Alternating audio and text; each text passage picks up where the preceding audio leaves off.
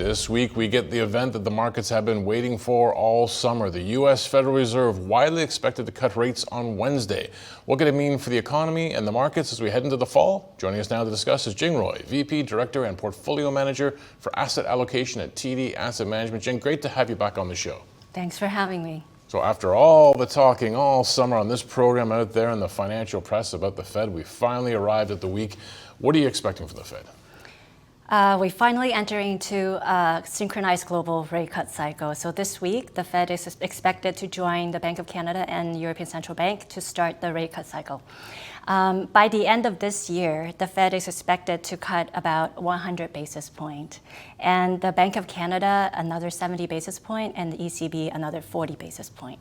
All right, so everyone's starting to move in concert with each other. When it comes to the Fed, you said 100 points before the end of the year? Yeah. Do they have enough meetings to only do 25 basis point a meeting, or do we need to get a 50 in there somewhere? Which is the question. It's the major market debate right now, whether the Fed needs to have a jumbo rate cut at this point. The jumbo rate cut, I mean, I've heard two different schools of thought here. The fact that rates are highly restrictive, inflation's coming back under control, you don't need to be this restrictive. At the same time, if you go for a jumbo rate cut, perhaps the markets say, wait a minute, what's going on here? How should we be thinking about what we're coming into on Wednesday?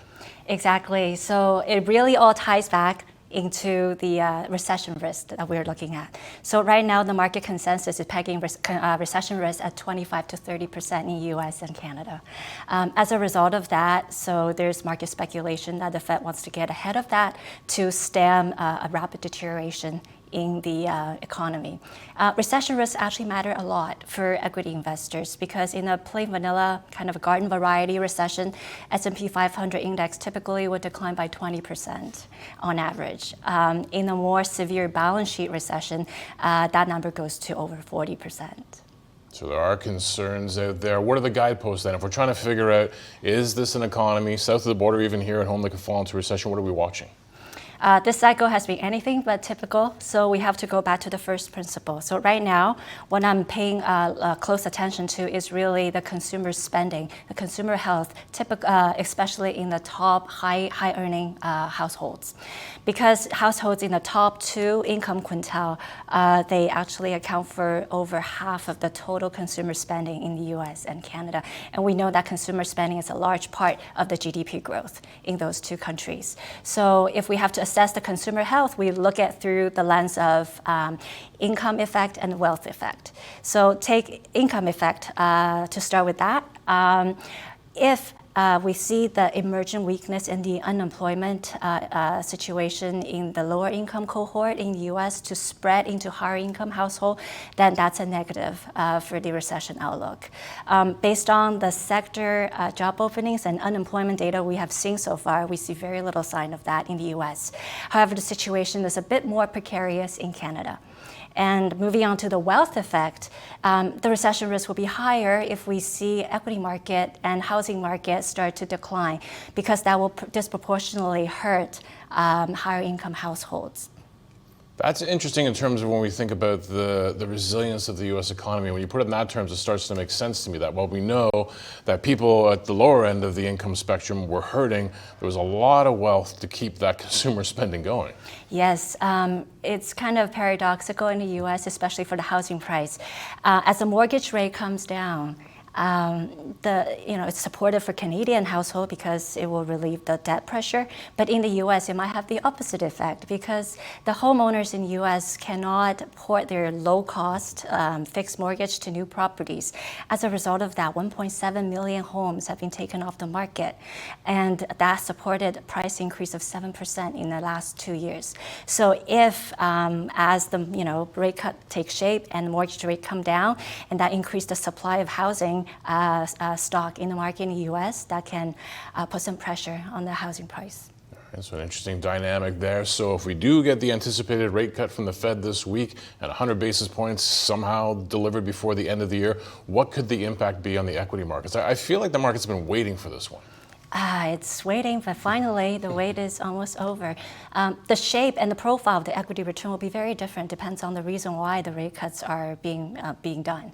So in a soft landing situation, and the rate cuts are just commensurate with the falling inflation, that will be very beneficial for the broader equity and fixed income markets and asset prices in general. But if the rate cuts are, trying to get ahead of, to forestall a rapid deterioration in economic growth or a liquidity crunch, then the impact will be very different. In that scenario, that U.S. Will probably outperform Canada because, resilient growth companies in healthcare and technology probably would outperform. In a soft landing scenario, there's a better shot for Canadian equity market to outperform the U.S. because high interest rate sensitivity companies like banks, real estate, and utilities will benefit. And these sectors compose of a much bigger share of the Canadian index. We have been seeing, obviously, some impressive moves lately in the TSX Composite Index, and a lot of it has been those companies that are rate sensitive. It's interesting, though, that we just can't take it through a simple lens. We can't say, well, rates come down, the rate sensitives go up. It's like, well, they go up as long as the economy hangs together. That's exactly the point. That's why we have to focus on the consumers. How volatile could this market get? We were dealt a little bit of volatility there in August, and then the markets rallied again. We started September a little bit shaky. What's ahead? We had a 1-2 punch in August. It's nothing short of being boring this summer.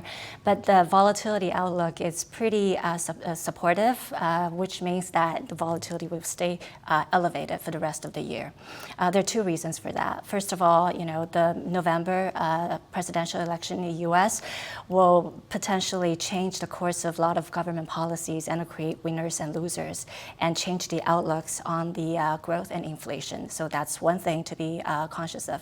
And secondly, the market investors are overwhelmingly positioning for kind of a soft landing. If incoming data challenges that consensus view, the resulting exodus will actually cause pretty wild market gyrations. But there's a couple ways to, I was going to say, from an asset allocation point of view, a lot of unknowns. How do you actually deal with that as an investor? Yes, there are several ways to help us ride out this choppy market. First of all, we can add more fixed income into our portfolio because it provides a very attractive all-in yield, even though we're starting a rate cut cycle. But at the same time, fixed income return actually is negatively correlated with equity returns when the growth outlooks becomes a bit murkier. And secondly, it's time to look at the diversification within the equity portfolio itself. The Mag 7, the technology stock, has been a big driver of equity returns. But as we shift into a different regime, it will make sense to start look at high dividend paying stocks, high quality names with high interest rate sensitivities to increase the diversification of this portfolio. Especially now, they will actually benefit from the rate cut, but at the same time reduce the portfolio's reliance on equity price return alone. So it's a plus. And lastly, instead of taking the cash and being sidelined and just hide under the bed and collecting falling yields because the rate cut cycle has started, investors can actually allocate to alternative strategies. A top drawer alternative strategy most likely will have lower correlation with the broader equity and fixed income markets, and that will provide a nice source of diversification for our investors.